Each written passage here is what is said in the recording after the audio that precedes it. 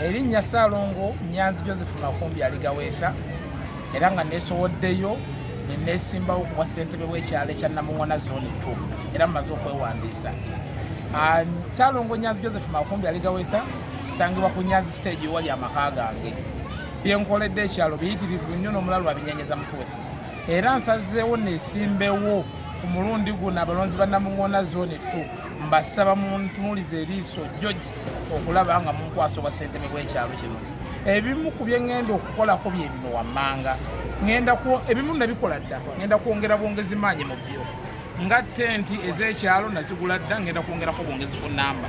Obutebe obw'ekyalo obwa muno mu kabi nabugula dda, ŋŋenda kwongera bwongezi mu nnamba. Amasowaani ebikopo byonna eby'ekyalo mbiina naye ŋŋenda kwongera bwongezi mu nnamba.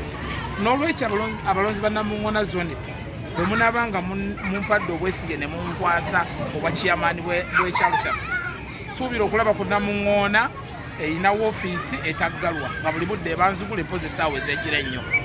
Bino bye bajja ne bakwata abantu baffe abatalina musango ne babayoola buyooza enkeera ne babajjamu akasente ne babazza, ebyo bigenda kufuuka olufumo mu Namuŋŋona. Naye ng'ate ekyo sigambye nti ebyokwerinda bigenda kubeera yegeyege.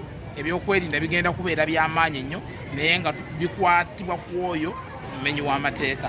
N'olwekyo baganda bange mwenna mbasaba mumpe akalulu ak'obwa ssentebe bw'ezooni yaffe eya Namuŋŋona Zone 2 nja kubaweereza n'amaanyi gange gonna nja kusimba n'enjala mu ttaka okulaba nga buli muntu afuna empeereza ey'omuggundu.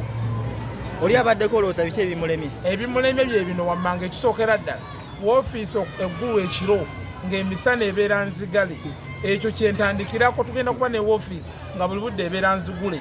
Buli muntu wojjira olaba nze woofiisi yange yassako yange ya taidi buli budde ebeera nzigule. Olwo y'ekyalo ekiramba lwaki yo tugigulawo kawungeezi kokka, egenda kubeera nzigule buli budde. Ng'ate erimu n'obutebe bwamu, erimu amasowaani, erimu ebikopo, erimu ebintu byonna.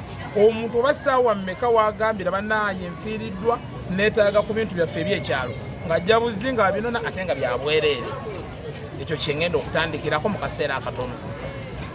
Ensonga y'amazzi nagirowoozaako bwe nti Namuŋŋona nagikutulamu ebitundu 3 okuva ku kkubo erya wansi erya Kasumuloti.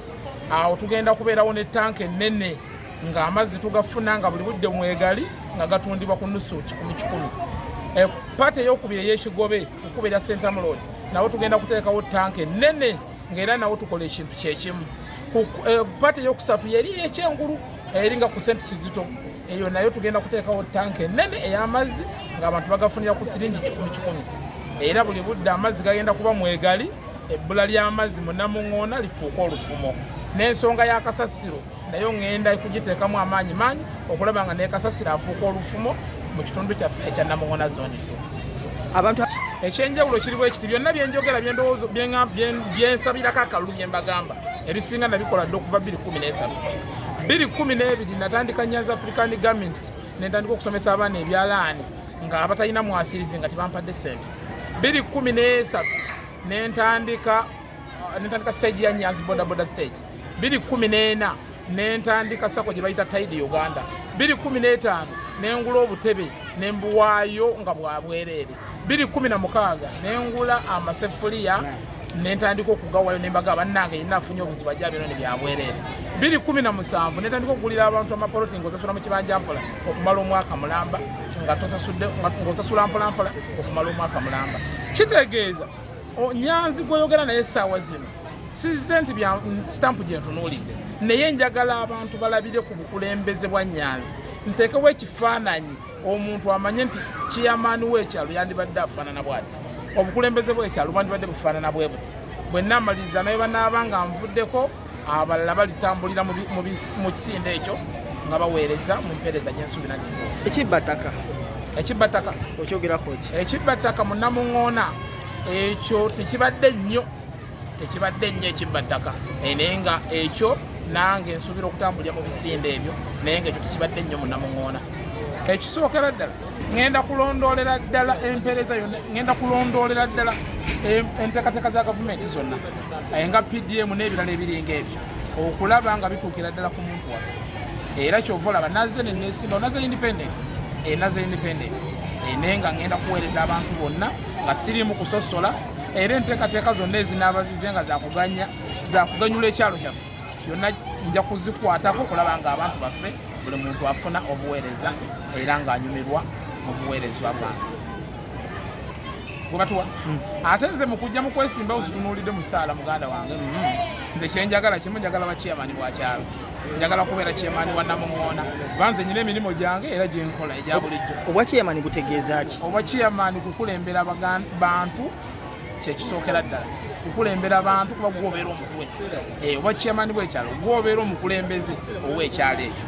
Kati ngenda kubeera omutwe gw'ekyalo kya Namuŋŋoona zone ng'abalala bonna mbadairekiti nga batugenda okufaanana nga tutambula mu buufu obwo.